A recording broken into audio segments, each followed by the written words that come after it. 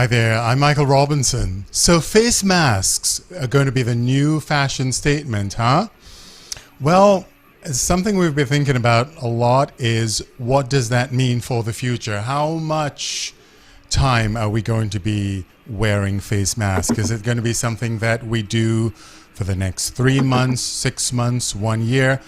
Well, I think it's going to be longer than that. I think it's going to become the new norm in our society and our culture. And certainly we're going to talk about that today because I have been having trouble finding face masks to fit me. In fact, you put the things on and they're too tight or they fog up your glasses. You don't know. You know what I mean, right? So we'll talk about that with my friend Jean Birx, and we'll talk about what you need to do to stay safe when you go out of the house and when you come back in, how you make smart decisions about the places you go and whatnot. So thank you for joining us. I'm Michael Robinson. I'm host of the Michael S. Robinson Show every day on Microbin Radio, where we talk about business, jobs, the economy. But now it's coronavirus. That's the thing that everybody's concerned about. How do we get back to a new normal where we've got jobs to go to, we have a normal life of some sort to return to, and our shows are designed to bring you that information every Tuesday, Wednesday, Thursdays at 6 p.m. here, Eastern Standard Time on YouTube. If you like the show, don't forget to click the like button, and would love to have you subscribe to my shows so you could be informed of upcoming shows and whatnot. So one of the things that happened a couple of weeks ago, a friend of mine had a birthday party at my house, and one of the gag gifts was, his name is Joshua, and he brought over face masks, toilet paper, gloves, and sanitizers for everybody. It was a cool gift, and I still have mine, but the reality is that face masks are going to be the thing that we're using moving forward. I have a ton of them that I've bought. None of them fit me. I don't know whether it is the right quality or if it should be something I'm looking for that I'm not getting, but I've decided that I'm going to make my own. So I went on Amazon.com a couple of nights ago. I ordered material. I ordered a sewing machine of all things because I wanted to make my own face masks and hopefully give it to friends of mine as well, because I think it's something that we're going to be using more and more moving forward. And surgical masks, even though they're functional, and I have mine, they're not very glamorous. I mean, these are a lot more interesting. So we're going to be talking about face masks today, and we're going to be talking about what you can do to try to make sure that you live a more healthy, holistic life as we deal with this COVID-19 pandemic, okay? My guest is no stranger to the show. She's been here before. Her name is Jean Birx. She's an author, she's a personal trainer, she's a nutritionist, she's a behavior change specialist, and also a clinical hypnotist. And she's also an artist. So later into the show, we're going to share with you a little bit of what she's been doing, which is kind of funky and fun. And we'll talk about some serious stuff, and we'll get into a little bit of jazz. How do you like that? Welcome to the show, Jean. Welcome back to the show. Thank you for having me. It's great having you back. So I had to switch the mics because I know you're getting a feedback in your ear, and I need to be able to not have you feel uncomfortable. So what have you been doing? How are you feeling, by the way? Oh, I feel 110%. I really do. What I went through, it really takes your body, I would say a total of 6 weeks to get through that thing. 3 weeks for the actual, I told you, 24 days of solid being sickness. Wow. But wow. It then takes your body a little time to get back up to speed and recover completely. Well, you look great. Thank you. No, you really do. And so what are you doing about masks? Show me yours, and I'll show you mine. Well, I'll show you mine, but I'll also tell you why it's ineffective. Uh-huh. Yes. This is mine. You see, it's got it has little metal Right, mesh thing right, there, right, little ear, right, uncomfortable things that you've mentioned. right, Um, but it is not, as you notice, it doesn't have the vents. It's not an N95. right. You Well, really well, do. the idea is that it protects other people from us, right? So we're kind of like our brother's keeper in this sense, right? So Exactly. the idea is to wear the mask not to prevent us from getting the virus, but prevent other people, if we're potentially exposed, from getting it from us. So what are your thoughts on that? Oh, Having gone it's through this absolutely, yourself. it's absolutely, I consider it my duty.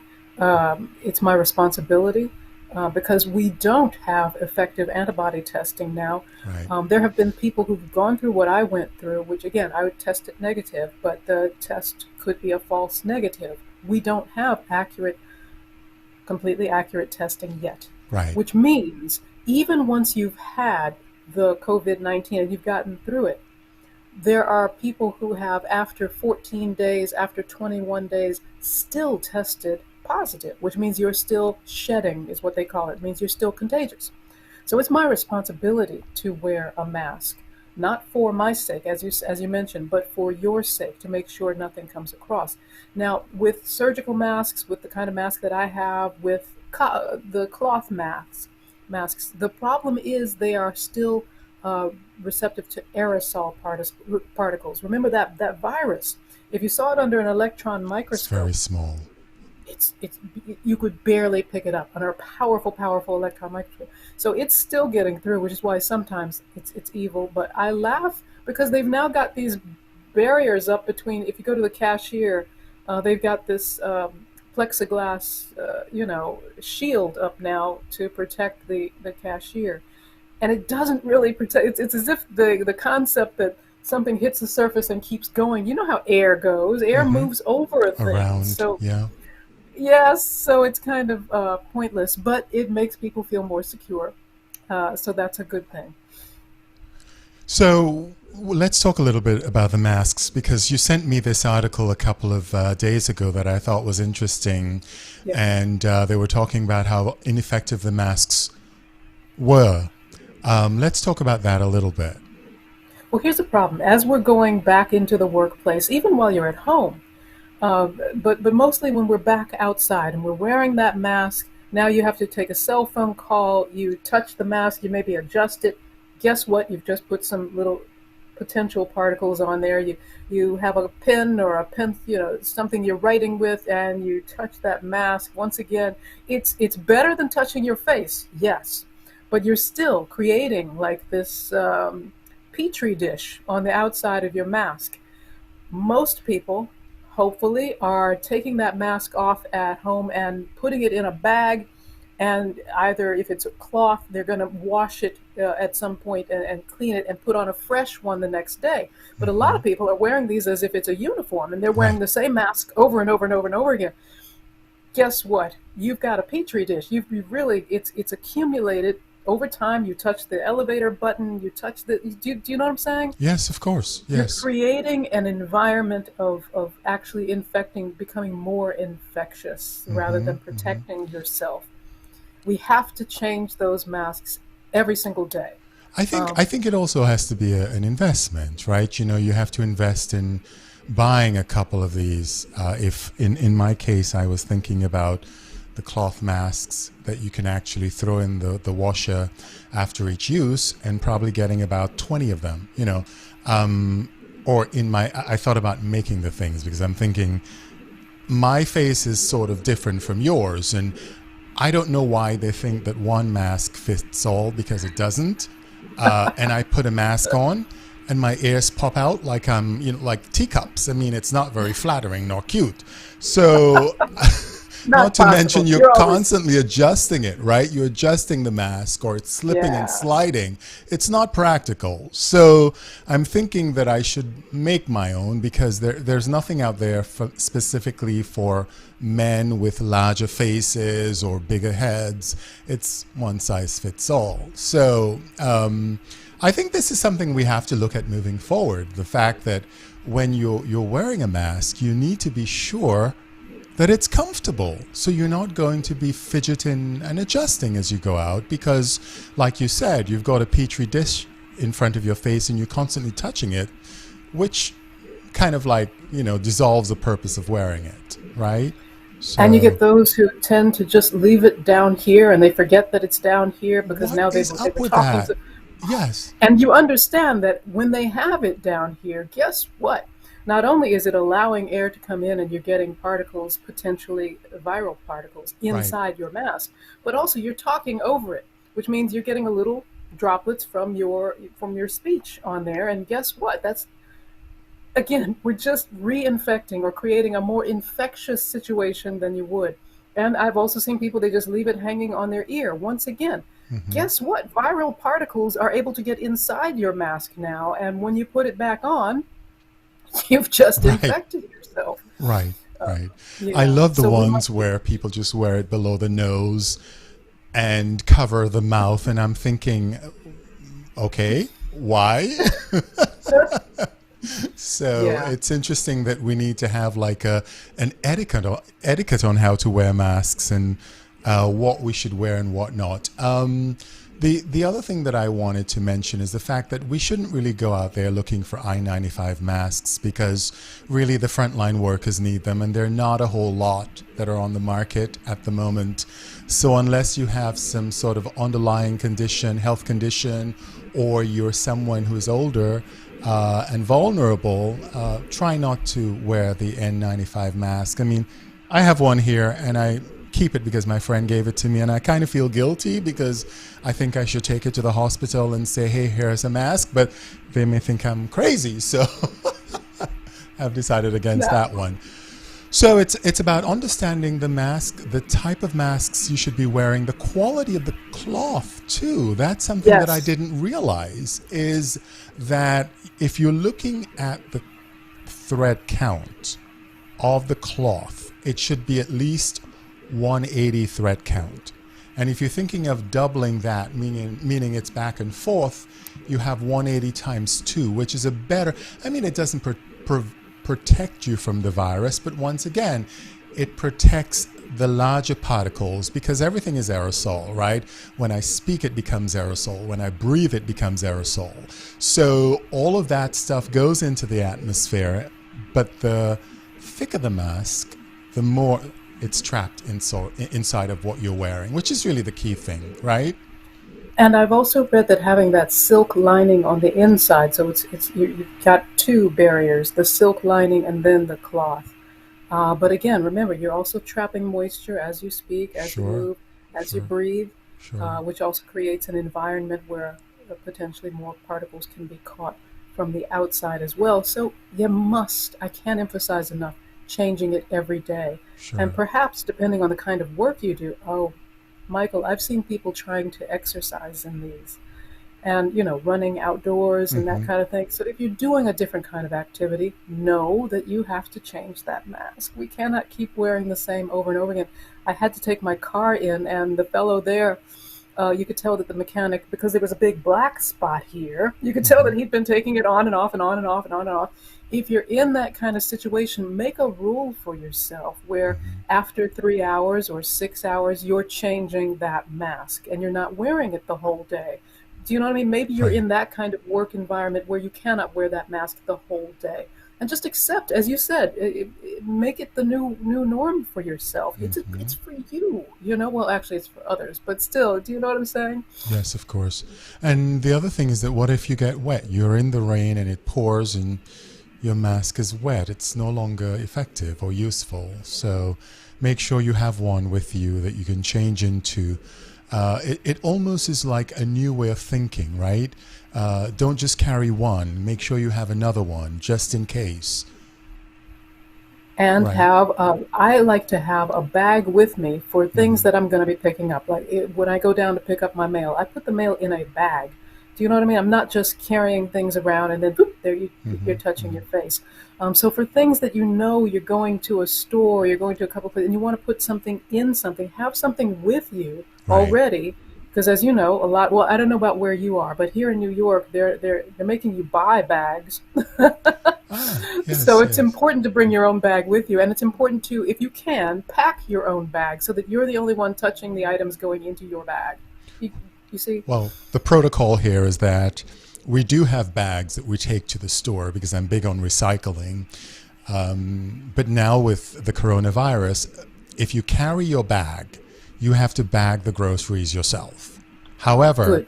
if you don't carry your bag, they will put it in plastic bags for you. I don't know the Huh. logic. It baffles me, but someone with Interesting. a higher pay grade came up with that idea. Okay, Yeah. let's talk about social distancing and masks Mm. because that's something else that is of concern, right? Because we think that because we're wearing a mask, we shouldn't be social distancing, Yeah. Yeah. right? That seems to Yeah. be a sort of an ideology that many people are sort of like putting to use now. I'm wearing a mask so I can come closer to you. I have an analogy. Did you ever read Schultz's Peanuts? Charlie Brown. Mm, Charlie Brown. Does that even the a long time cartoon ago, Charlie Brown? yes, yes, yes, He yes. had a character called Pigpen. Uh-huh, And Pigpen, I don't know if you remember him. Pigpen was, kind of a slob, and he always had like a cloud around him uh-huh. of dirt and particles. And if you believe it or not, that's kind of what we are. We really do have a little cloud around us Hmm. constantly of things sloughing off, whether it's skin cells. You have no idea how much bacteria. For every one cell of you, and there are ostensibly 50 trillion cells that make Michael Robinson Michael Robinson. Well, for every one of those 50 trillion cells, there are 10 bacterial cells. And 1 to the 10th power, even more viral cells Hmm. that are on you all at all times. So we do have this kind of cloud around us. Right. And it's important to recognize that we have to social distance. The 6 foot rule is pretty effective, but when we get into these office situations, a lot of people are anticipating going back to the workplace, Right. riding public transportation, being in Hmm. the office. Well, it's going to be necessary for us to create a new norm there as well, which includes really paying attention to that 6 foot rule as Hmm. much as humanly possible. There is also going to be a need. In New York, they have what's called open office spaces where literally it's kind of like a single long table, in these loft spaces and whatnot, but still it's a long loft table. And everyone has their own little station at this table with a computer. Can you imagine what I'm speaking of? Have you Wow. seen these? Yes. Yes. I've not seen That's them. it's in a lot of now, they got away from using cubicles, Uh-huh. etc. Yeah. And well, for cost effective reasons, but Hmm. also, they claim it made a better environment. I don't know, but I believe they're going to have to go back to having cubicles and Hmm. having, slightly higher walls because they got down to the short walls because they, Hmm. again, wanted to create a more social setting. So I think we're going to have to go back to having cubicles with a decent size height wall, Hmm. implementing a no visitor rule, which means you can't have your friends come yak it up with you at lunchtime, that kind of thing. Right. They're going to have flexible, maybe rotation hours so that everyone isn't in the office at the same time. Do you know what I mean? So that Yeah. Yeah. Of course. Yes. some people can work more from home. They can Hmm. stagger the shifts to alleviate that problem. So we're going to have to rethink office work. And same thing with seating arrangements at restaurants.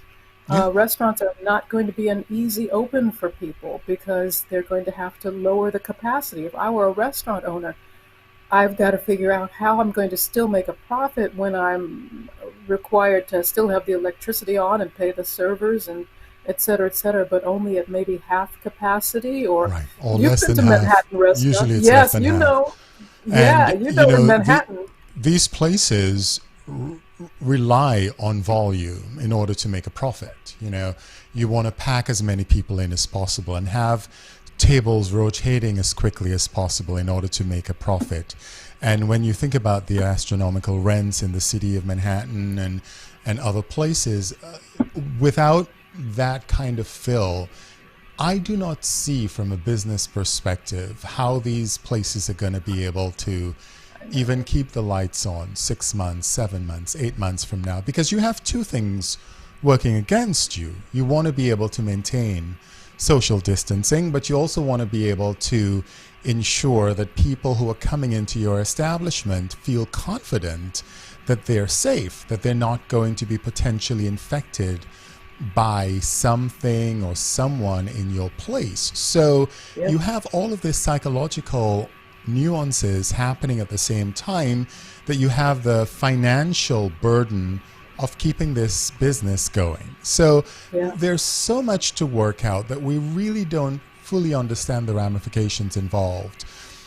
But just from an ordinary person's perspective, like me, I'm going out of the house and I'm going to a certain place.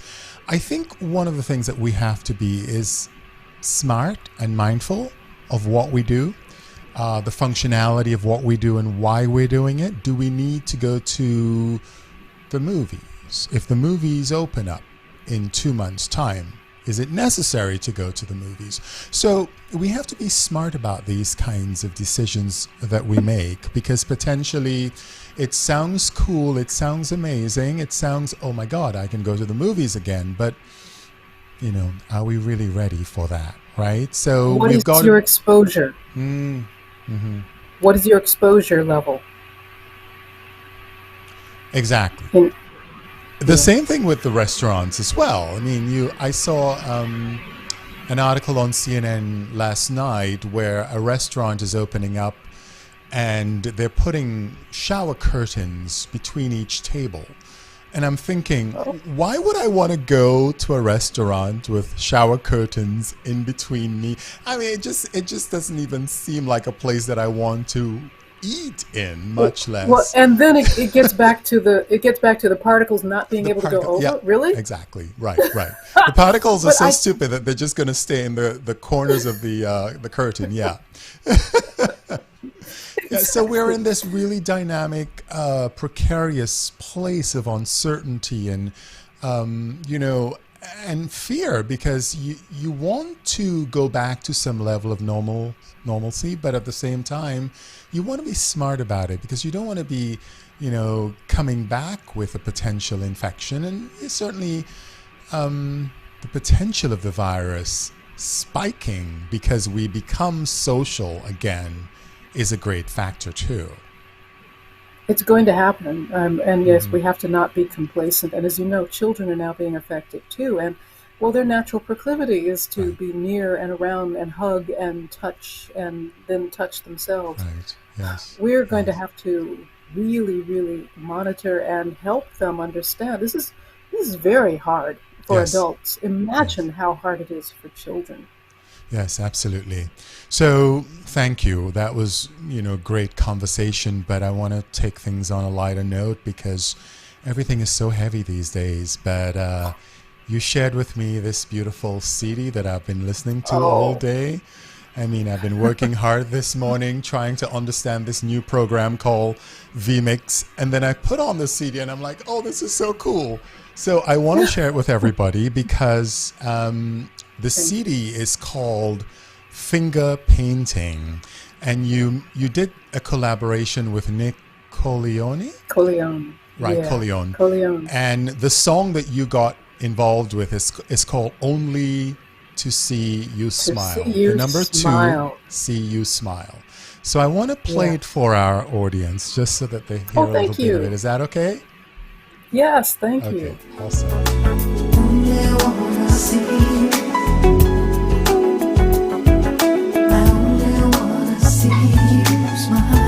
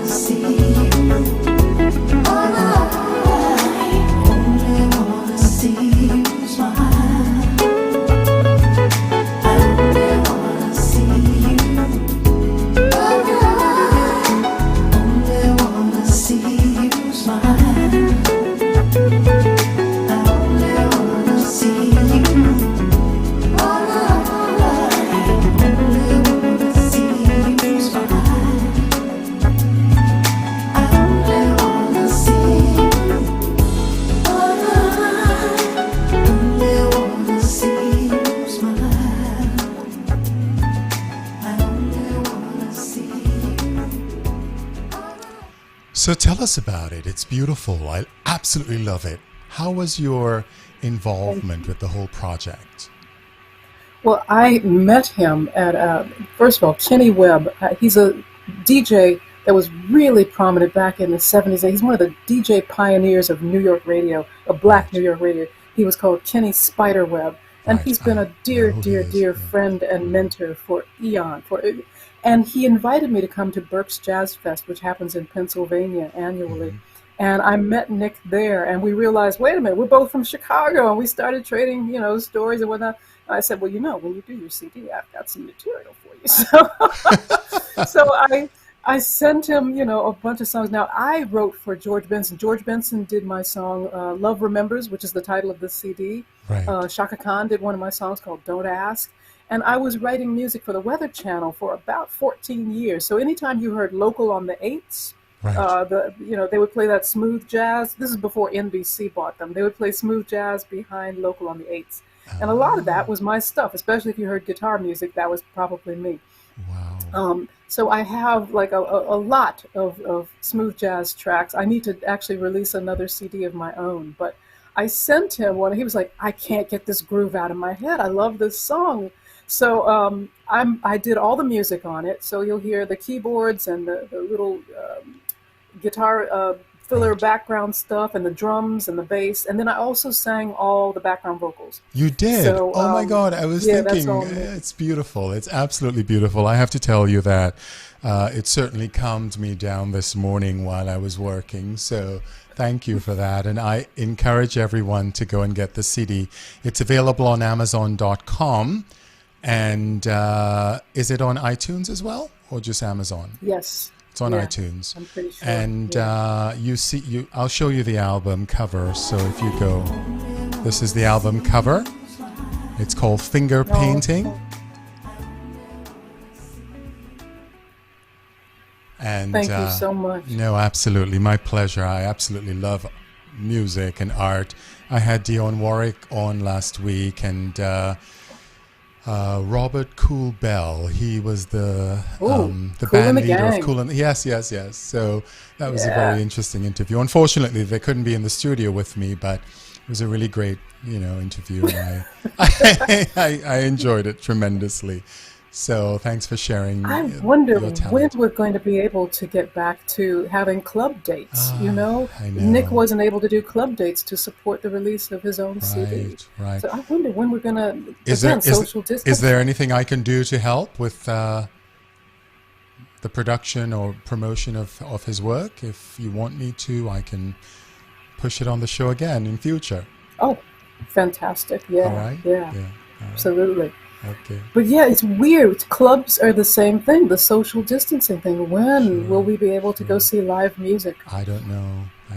It's something that, you think about the distance, social distancing part of it, and I know that would be incorporated into anything that we do moving forward until we find a vaccine. And even when we find a vaccine, accessible to the vaccine is going to be limited, based on And will resources. the virus itself, mutate. and will the virus mutate? Exactly. Right, Exactly. right. So there are many unknown variables, and it's a bit concerning, but we need to talk about it and look forward with a positive attitude. And I thank you very much for joining me, Jean Ricks. Oh, thank again. you.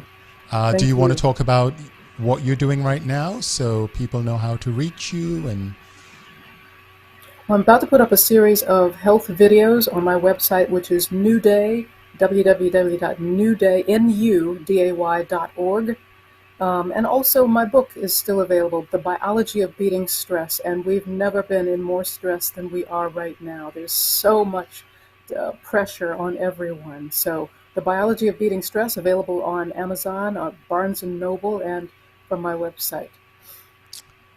thank you, Jean. Thank you so much again. Until next time, remember, this is your time. Use it wisely. And don't forget, subscribe to my channel, Michael S. Robinson Show. I'm Michael Robinson.